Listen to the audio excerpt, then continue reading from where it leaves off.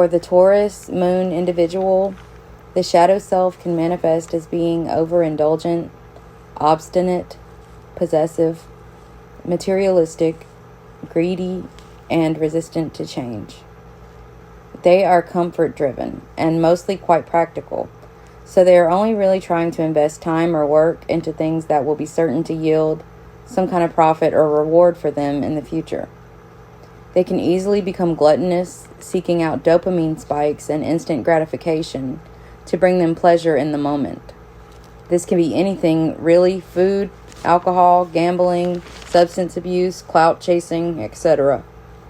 They can potentially become overly obsessed with money or with material possessions, in which case they'll tie their self-worth to how wealthy they are or how much that they have.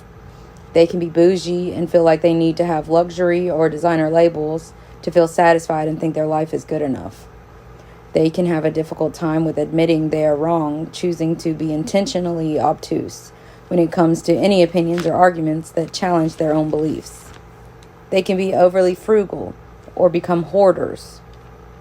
They can be very possessive and controlling, thinking that people in their life should follow the script that the Taurus moon person has imagined for them, as well as expecting just too much from them, or trying to boss people around all the time.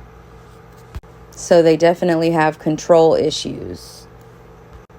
They can also be quite grumpy or negative, and a lot of times they will be the kind of people who don't really particularly want to leave the house, or quite frankly, even the bed, unless there's something really, really strong motivating them that will bring them pleasure.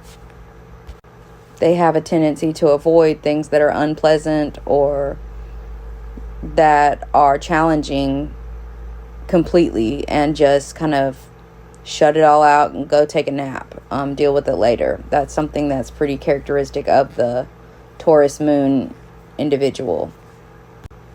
Once they feel that they've been wronged, they can very easily cut people out of their life, and they do not revisit them again. They're not the kind of people who go back to their exes over and over again. When they are done with you, they're done with you. They're not going to be stalking your social media, really. They're not going to be chasing after you or even concerning themselves with you at all once you're gone.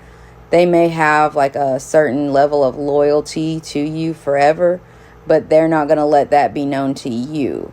So you'd have to be in a really tough spot to feel comfortable reaching out to a Taurus moon after you've parted ways.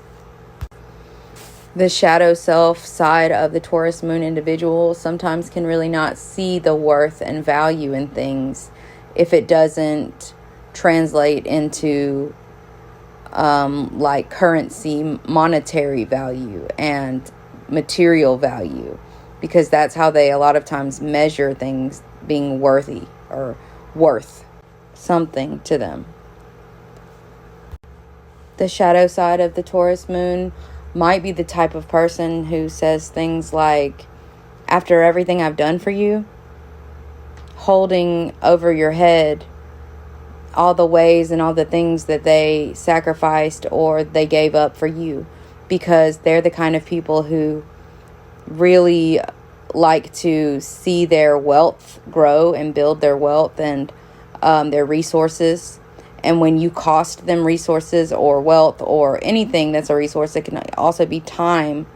When you cost them that, they're keeping score a lot of the time. So they take it personally when they invest in someone or something and they don't get results like they expected to. That pisses them off. That makes them feel like it's wasted, and they don't like to waste anything. Taurus moon individuals are also the kind of people who will often say something like, that's a problem for tomorrow me, for later me.